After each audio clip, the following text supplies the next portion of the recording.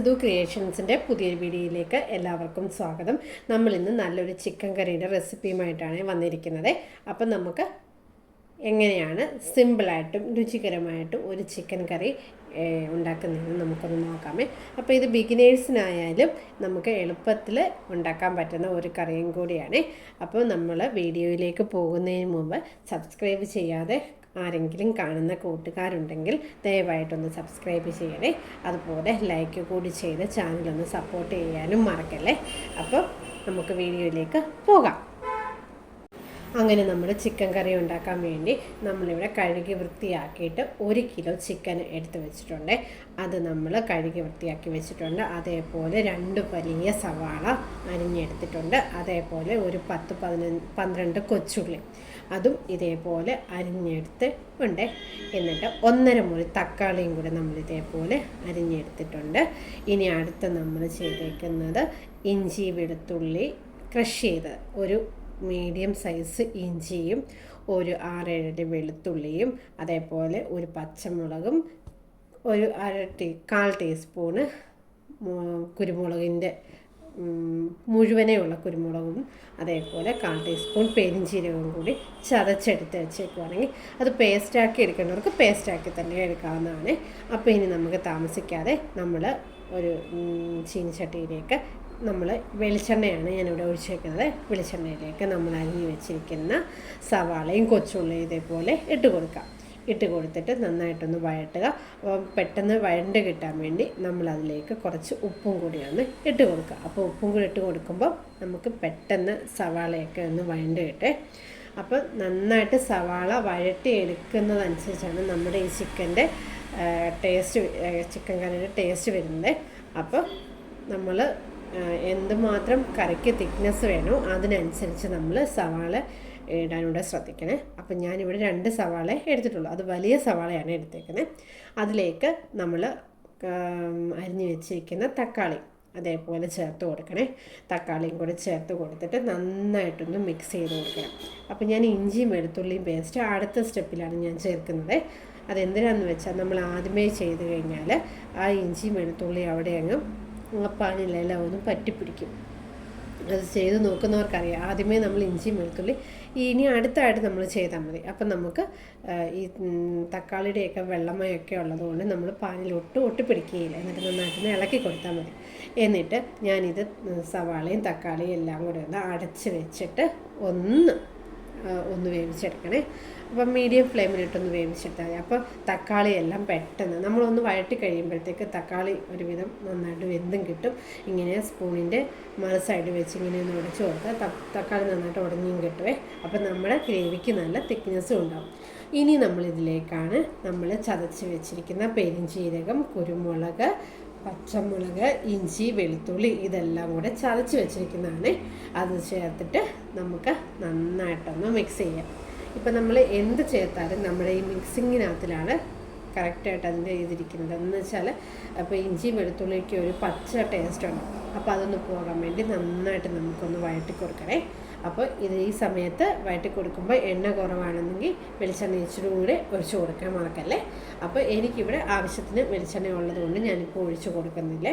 ഇതിൽ ഞാൻ പിന്നെ ഇഞ്ചിയും വെളുത്തുള്ളിയൊക്കെ ചതച്ചാണ് എടുത്തേക്കുന്നത്. നിങ്ങൾക്ക് വേണമെങ്കിൽ ഇത് പേസ്റ്റാക്കി തന്നെ എടുക്കാം കേട്ടോ. പേസ്റ്റായിട്ട് നമുക്ക് ചേർക്കാവുന്നതാണ്. അപ്പം ഞാനിത് ചതച്ചിരിക്കുന്നത് പറഞ്ഞാൽ നിങ്ങൾക്കും ചില കുഞ്ഞുങ്ങൾക്കൊക്കെ ആണെങ്കിൽ ഇത് വായിൽ കുടുങ്ങും ഇഞ്ചിയും വെളുത്തുള്ളിയൊക്കെ. അപ്പോൾ അങ്ങനെയുള്ളവർക്ക് പേസ്റ്റാക്കി എടുത്താൽ മതി. അപ്പം നമ്മൾ ഇത് വഴണ്ട് വരുന്ന സമയത്ത് നമ്മൾ അതിലേക്ക് ഫ്രഷായിട്ട് നമ്മുടെ വീട്ടു വളപ്പിൽ തന്നെയുള്ള കറിവേപ്പില ഒരു തണ്ട് ഞാൻ ഇതേപോലെ ഇട്ട് കൊടുത്തിട്ടുണ്ട്. അപ്പോൾ പിന്നെ നമുക്ക് പിന്നെയും ചേർക്കാവുന്നതാണ്. ഇനി നമ്മൾ പൊടികളാണ് ചേർക്കുന്നത്. ഒരു 1/2 ടീസ്പൂണ് മഞ്ഞൾപ്പൊടി ചേർത്തിട്ടുണ്ട്. അപ്പോൾ ഞാൻ മുളക് പൊടി നോക്കിക്കഴിഞ്ഞപ്പോൾ ഇല്ലായിരുന്നേ. അപ്പോൾ അത് എടുത്തുകൊണ്ട് വരണം. അപ്പോൾ അതുവരെ ഞാൻ ഇതേപോലെ ഒന്ന് മഞ്ഞൾപ്പൊടി ഇട്ടൊന്ന് വഴറ്റി കൊടുത്തിട്ടുണ്ട്.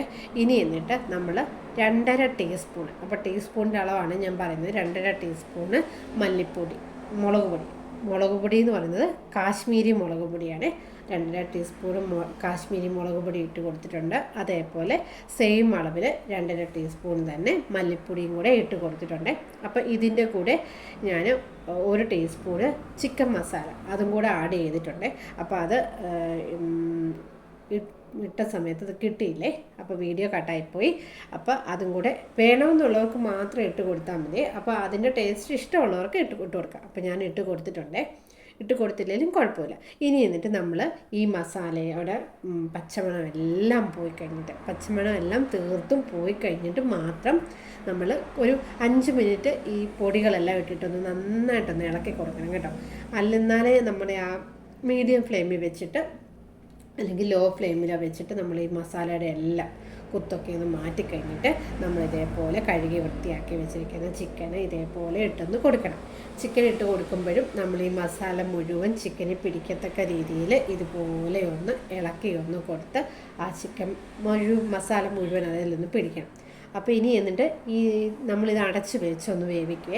ഇത് അടച്ച് വെച്ച് വേവിക്കുമ്പോൾ ചിക്കനകത്ത് നിന്ന് വെള്ളം ഇറങ്ങുമ്പോൾ അത്യാവശ്യം നമ്മുടെ ആ ചിക്കൻ ഒന്ന് വേവാനുള്ള വെള്ളം ആ ചിക്കനകത്ത് തന്നെ കാണും. ഇതേപോലെ അടച്ച് വെച്ച് നമുക്കൊന്ന് വേവിച്ചെടുക്കണം. അപ്പോൾ പിന്നെ നമുക്ക് വേണമെങ്കിൽ എക്സ്ട്രാ നമുക്ക് ചാറ് വേണമെന്നുള്ളവർക്ക് നമുക്ക് വെള്ളം ചേർത്താൽ മതി. അങ്ങനെ ഞാൻ ഒന്ന് അടപ്പ് തുറന്ന് നോക്കിയപ്പോൾ ഏകദേശം ചിക്കനൊക്കെ ആയിട്ടുണ്ട്. അപ്പോൾ ഇത്രയും ഇവിടെ പോരാ കേട്ടോ. അപ്പോൾ ഇനിയും ചിക്കൻ നന്നായിട്ട് വേവാനുണ്ട്. അപ്പോൾ ഞാൻ ഒന്നും കൂടി അടച്ച് വെച്ചിട്ടുണ്ട്. അപ്പോഴത്തേക്കും ഞാൻ ഈ ചിക്കൻ കറി എടുക്കുന്നത് ചപ്പാത്തിയുടെ കൂടെയാണ്. അപ്പോൾ ചപ്പാത്തി പിന്നെ കുഴച്ച് ബോളുകളാക്കി അവിടെ ഒരു പാത്രത്തിൽ ഇട്ട് വെച്ചിട്ടുണ്ട്. ഒരു പ്ലേറ്റിലേക്ക് മാറ്റിയിട്ടുണ്ട്. ഇനി എന്നിട്ട് നമ്മളിതിൻ്റെ മൂടി തുറന്നിട്ട് ഏകദേശം ഒരു 80% ചിക്കൻ ഇവിടെ കിടന്ന് വെന്തിട്ടുണ്ടായിരുന്നു കേട്ടോ. അപ്പോൾ അതുപോലെ ചപ്പാത്തിക്ക് നല്ല ചാറ് വേണം എല്ലാവർക്കും.